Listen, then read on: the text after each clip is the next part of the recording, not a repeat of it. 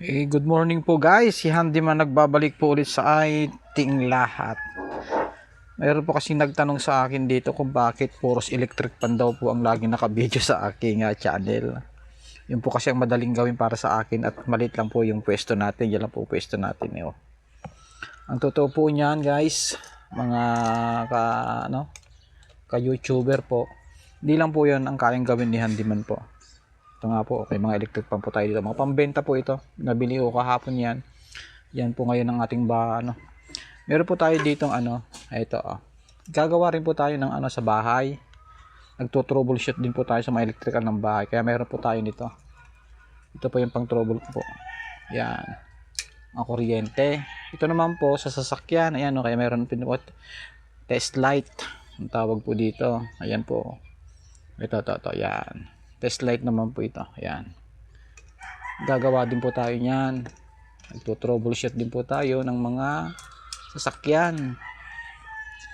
Yun, ayan. Saka ito po, nagagawa rin po tayo ng yan sa mga speaker po. Ayan. Yan po ang kayang gawin ni Handyman po. Yun. Tapos, ito may dryer pa po dito. Ayan. Nagagawa rin po tayo ng mga dryer, washing machine at mga ito? Yung microwave. Yun. Lahat po ng ginagawa po natin yan. Yun. Tapos meron po tayo dito. Ayan radiator. Ayan. Yung radiator na yan po kahapon yan po ang ginawa natin. Sira na po yan. Bali nagpalit po tayo ng radiator. Yan. Yun. Sa sasakyan po yan sa jeep. Bali yan po ang ginawa ko kahapon. Nagpalit po ako ng radiator. Maghapon dahil nakabili po ng may nakabili po ng radiator na halagang 1.5. 2 rows lang po minabili niya. Inabisa ito 3 rows. Ayan sira-sira na po yan kaya pinalitan po niya. Yun. Kaya guys, paki-suportahan naman po ang ating munting channel. Nang sa ganun po ay sipag-sipagan ni Danny Guzman na makapag-share ng konting kaalaman po sa inyo. Yun. Pasensya na po kung medyo magulo ako magpaliwanag kasi po talagang bulol po ako pag ganitong mga nahihiya, kaya hindi ko na po binablog yung mga ginagawa ko sa labas. Ayan.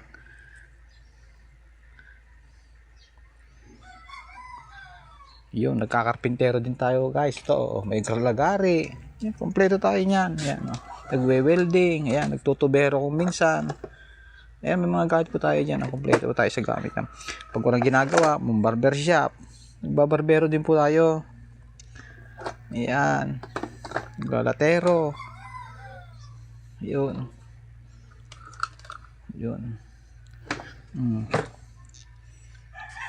Kompleto po tayo sa gamit guys.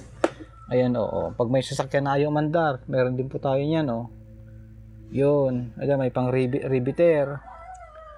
Kakabit po din tayo ng CCTV, nag-i-install. Ito-troubleshoot tayo ng mga sirang CCTV.